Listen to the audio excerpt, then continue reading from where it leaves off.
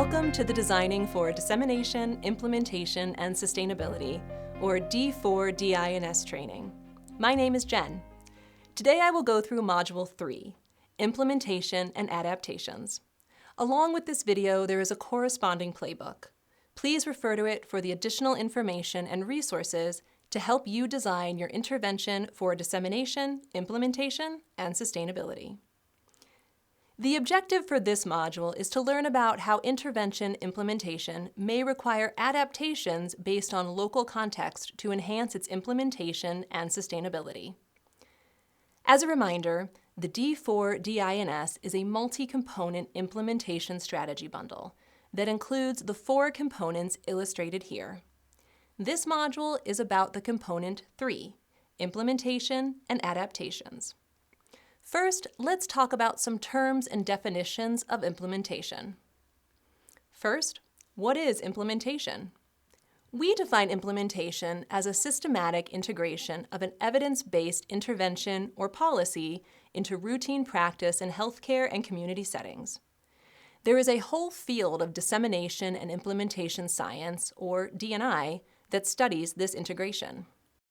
To simplify, we have a new intervention or innovation that we want to implement. It is the thing. We know that the thing works from the effectiveness research that was conducted prior. We use implementation strategies to help us put the thing in place in a new setting or with a new group of people. We define implementation outcomes to evaluate the success of implementation or how well people do the thing once we put it in place. We also want the people to continue to do the thing after implementation is completed. This is the concept of sustainment. For more on these concepts and definitions, please see the playbook and our D&I educational module. In order to implement an intervention, we need an implementation strategy to guide and inform the implementation process.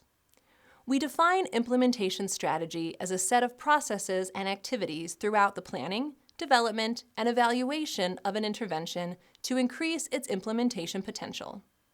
To simplify, it is the stuff we do to try to help the people and places to do the thing we are implementing, sort of a map to guide the implementation efforts. To date, over 73 implementation strategies have been identified and categorized into planning, building buy-in, educating, and other categories.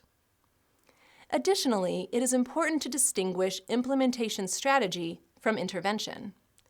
Intervention is the new, better way, the thing that we are implementing, whereas implementation strategy guides us to enable people to put the new, better way into place.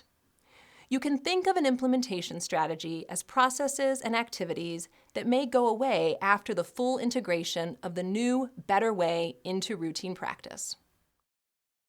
Implementation of complex interventions may be a multi-step process that requires multiple implementation strategies to provide guidance and support at various implementation phases.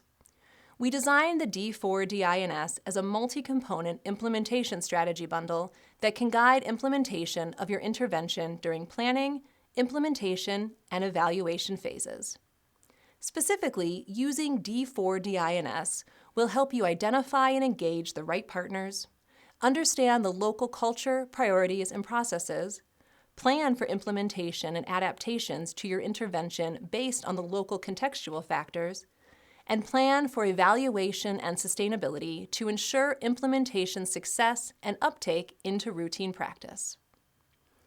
Now let's switch gears and talk about adaptations. When implementing new evidence-based interventions in a real-world setting, there will be this tension between the internal validity of the intervention, which was proven to work under ideal conditions, and making it work in a real-world setting, where one size does not fit all. In other words, there is tension between the fidelity to the original design of the intervention and the changes or adaptations that we will have to make to ensure the intervention works and is implemented in the real world. This is where the concept of adaptations comes in. Let's take a closer look. The current D&I knowledge defines adaptation as modifying an intervention that has been tested and found to be effective in another care setting or patient population. This term also describes any changes to an intervention, protocol, or how it was delivered, whether intentional or unintentional. To simplify, adaptation refers to any changes to the original plans of implementing an intervention. Why is adaptation important? The current D&I knowledge demonstrates that it is challenging to implement and sustain new interventions. Specifically, what we think is a new, better way can be too complex for certain settings and may need to be adapted as a simpler alternative. We also need to consider the nuances of the local settings, processes, and priorities, and their impact on implementation. When we make adaptations, we need to keep in mind how they affect fidelity to the core components and functions of the intervention that were proven to work. For instance, if we make too many changes, is it still the same evidence-based intervention that we started out with?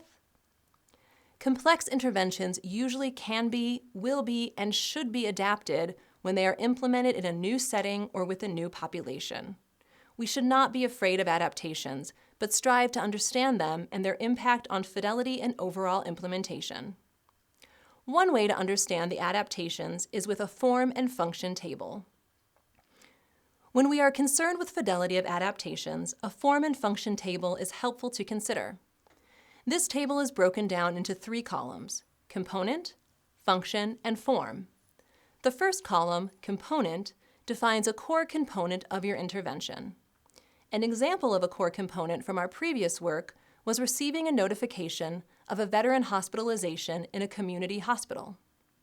The second column, function, defines an intended function, goals and purposes of the core component. These are concrete, set in stone, and no modifications or adaptations are allowed here. If we make changes to the function, it will no longer be the original effective intervention we plan to implement.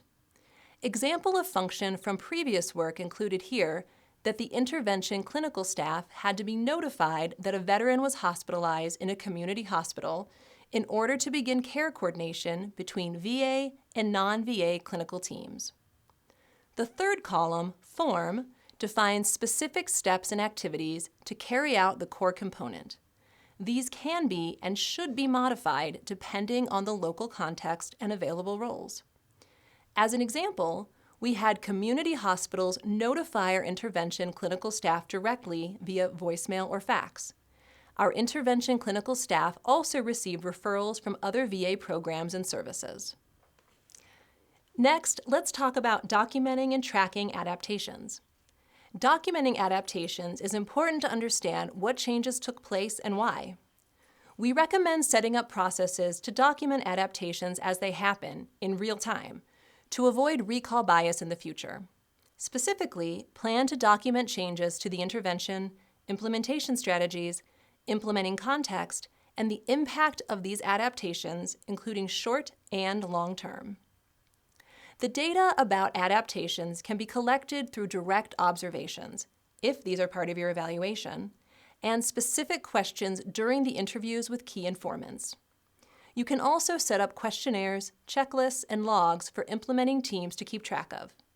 We have had success when using databases and dashboards set up with a specific section or tab to capture the adaptations data. Lastly, you can collect data about adaptations during the regular check-ins with implementing teams. Please see the examples of these in the playbook. We recommend documenting adaptations in all phases of the implementation process, from planning and pre-implementation to sustainment. When deciding how often to document adaptations, it is helpful to consider what would be feasible and the least burdensome for your implementing team. If using predetermined regular check-ins, ask the team to recall and list adaptations that took place since the last check-in, or keep a log of the adaptations as they take place in real time. So why is it important to keep track of the adaptations? Knowing what changes took place and their impact will help inform the overall intervention evaluation. Additionally, understanding adaptations will help us assess fidelity to the original evidence-based intervention that was proven to be effective. And lastly, understanding adaptations that took place will help plan dissemination and future implementation of your intervention to other settings. In summary, implementation and adaptations based on local context are important to inform implementation and sustainability of evidence-based interventions.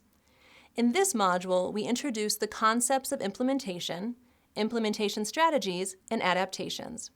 We also presented the helpful elements of documenting adaptations. For additional information, please refer to the playbook. Thank you for your time.